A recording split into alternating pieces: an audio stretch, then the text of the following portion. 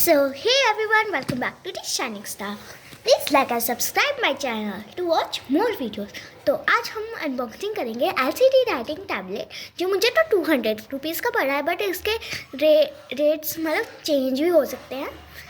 चलो इसे अनबॉक्सिंग करते हैं. बाय कर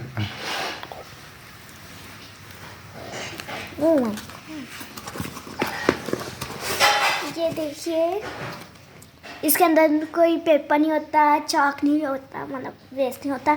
और ये हमारे 1000 पेपर्स को सेव करता है. चलो इसे खोलते हैं. इसके बैक साइड है, ये कैसे हुआ? बैक साइड इसका हो गया. चलो इधर भी लिखा हुआ है. चलो